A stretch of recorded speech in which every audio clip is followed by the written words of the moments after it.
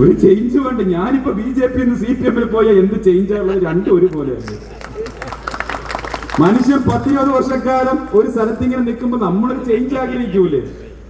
ഞാൻ അന്ന് പറഞ്ഞു, ഞാൻ 20 വർഷം ഒരു ജീവപര്യന്തം അനുഭവിച്ചിട്ട് തൃശ്ശൂർ സെൻട്രൽ ജയിലിൽ കിടക്കുക. ഞാൻ നാളെ മുതൽ എനിക്ക് കണ്ണൂർ ജയിലിലേക്ക് മാറ്റം വേണമെന്നല്ല ആവശ്യപ്പെട്ടത്. എനിക്ക് പരോള് വേണം, എനിക്ക് എന്നെ പുറത്തിറക്കി വിടണം എന്നാണ് ആഗ്രഹിച്ചത്. ഞാൻ എന്തിനാണ് ഒരേപോലെ ഒരേ അച്ചിലിട്ട വാർത്ത മറ്റൊരു പാർട്ടിയിലേക്ക് പോകുന്നത്? നിങ്ങൾ കാണുന്നില്ലേ കേരളത്തിൽ BJP പോലും പറയാൻ മടിക്കുന്ന വർഗീയത കേരളത്തിൽ, ഇങ്ങനെ വിഷം വമിപ്പിക്കുന്ന വർഗീയത കേരളത്തിൽ പ്രസംഗിച്ചുകൊണ്ട് നടക്കുന്നതാരാ?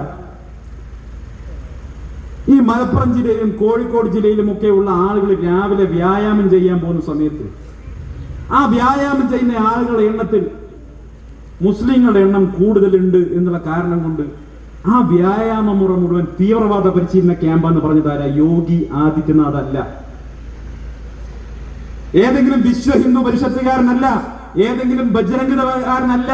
CPIM കോഴിക്കോട് ജില്ലാ സെക്രട്ടറി ആയിരുന്നു എന്നുള്ള കാര്യം നിങ്ങൾ മറക്കരുത്.